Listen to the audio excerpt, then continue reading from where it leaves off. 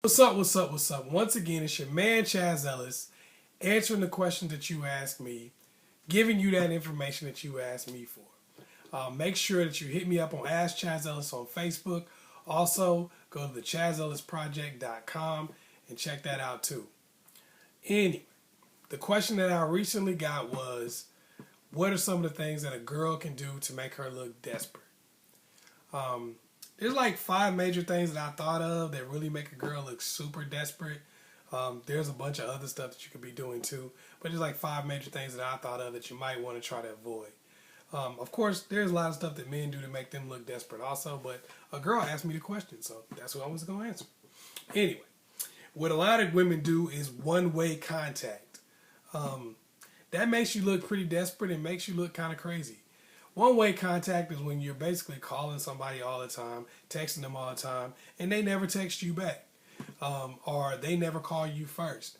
Now, one of the reasons why people don't call you first often is because you're calling that person at like 7:30 and knowing good and well they wake up at 7:15, and you do this every single morning. So how do they even have an opportunity to call you? How do they have an opportunity to build interest when you're constantly harassing them?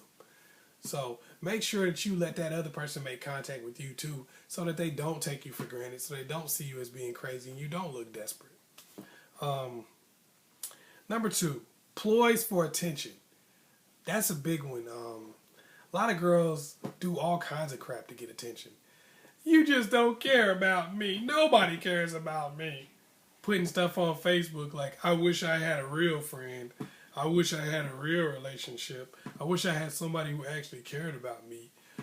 Just all kinds of stuff, That just makes you look desperate. It makes you look lame. Nobody's going to sit here and be like, oh, I feel so sorry for you. All the times I didn't call you, I felt so bad about now. I'm going to call you. No, generally what they're going to do is be like, dang, this chick is thirsty. I'm tired of her. So don't do the ploys for attention, Just be yourself and be normal, And people will respond to you. Just be confident and be happy about what you got going on. You don't got to try to do these ploys for attention all the time. Hitting a person up, trying to make them feel guilty, stuff like that. It doesn't work. No one's going to feel guilty and then start dating you. People do what's best for themselves ultimately. And dating somebody who's trying to make you feel bad because you won't be with them, not something that generally works. Number 3, pleading your case to friends and other people who are not even involved in the relationship. You see a lot of girls will do this.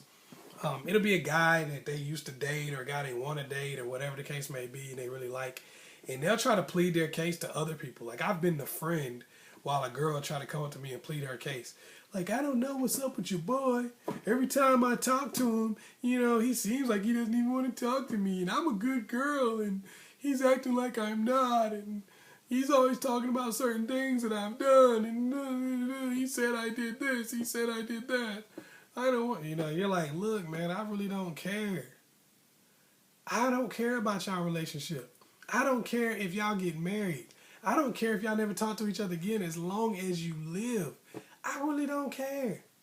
And you're just looking crazy to me. And you're coming off as desperate. Now I'm going to retell this story to this dude and you're going to look like a clown. Because we're going to probably sit here and laugh about it. Because I'm not invested. That's the thing. People aren't involved in the story, but you're trying to plead your case to them. They're not invested. So all they can really do is laugh or look at you like you're crazy. What else can they do? What can a person who's not invested in your situation do other than just look at you like you're crazy or start laughing? So stop that. That's one of the biggest things that make you look crazy is when you start trying to plead your case to people who are not involved in any way, shape, or form. That's, like the friends, family members. You calling up his mama and stuff. Look, man. Miss Bell, I don't know what the problem is, okay? Every time I talk to your son, he disrespect me, you know what I'm saying? Like, he just keep disrespecting me and I can't take it no more. And, his mama coming back and you like, baby, you look sound like you need to get some self-esteem, girl. Girl, you need to love you. They telling you stuff like that, like basically just dismissing you as a nut job. So, you're not going to win in the court of public opinion. You might be able to do that with your own friends, and that's fine if you want to plead your case with them. But when you're doing it with people who know him, you're pretty much going to look crazy most of the time, unless his mama is crazy too. Number 4, over-sexualizing yourself. That's one of the biggest things that really make a chick look super desperate. What I mean by that is like, everything is sex. Everything is sex. All your pictures are sexual pictures. All your conversation just goes straight to sex. It's like, hey, you want to go get something to drink? Oh, I got something I want you to do. What? I don't even know what that means. What is that? Is that a sex? What is that? Huh? I'm confused. Yeah. You want to go get some ice cream? Oh, you don't need no ice cream. I got some ice cream for you right here. What? I'm talking about... It's Sunday morning. We just got out of church. Every time I talk to you, really? That's not even sexy anymore. Now it's just coming off as creepy. You know, you got to pick your spots on that. But I'm just saying, like, over-sexualizing everything, it just makes you look desperate. It makes you look like that's all you feel like you have to offer. Don't get me wrong. Guys love sex, of course. But when that's all you seem like you have to offer, every time you have a conversation, it's got to go to sex. This is what I do in bed. This is how I do this. This is how I do that. You got twerk videos up all the time. And all that kind of stuff. It just makes you seem kind of thirsty and kind of desperate. Like you don't really have a lot going for you other than that. So people are probably going to want to just use you for that. You know, they like, well, she seemed desperate. She seemed like she wanted to D my nigga. You know what I'm saying? She what gave it to her. Then she started calling me, catching feelings. I don't know. You know what I'm saying? All she seemed like she wanted was the D. So that's, you know, you look desperate, but you don't look like you're even desperate for love. You look like you're desperate to get sex, and that's all people are going to want to give you. So I look at it like, you know, be careful about that. Don't over-sexualize yourself. It's okay to be a sexual being because you are one, but don't over-sexualize yourself and just look desperate and kind of trashy. Number 5. This is kind of one. This is a big one that people don't know about. Moving off of your original position and letting the guy do things that you said you were not going to allow him to do. A friend of mine once said, be careful about making declarative statements so that you don't look like a jackass in retrospect. That's kind of like you let a guy come over your house to watch a movie and you say before you even watch that movie, you go, look, don't think you gonna hit it. And then you come over there and one thing leads to another and he smashes. Now instead of just thinking y'all had a good time, he's like, man, this chick can't get enough of me. She thirsty in the mug, man. She come over there. I'm going to hit it when I want to. You know what I mean? Because you had a point. You had a place that you were supposed to be, a platform you were standing on, and you got pushed off and kind of just did whatever. You know, so when you start saying, here's what I'm going to do, here's what I'm sticking to, and you don't do it, it kind of makes it look like you're desperate and like you're kind of a pushover. Like you'll do anything to get a dude to like you. Not like you were doing that of your own free will because you wanted to.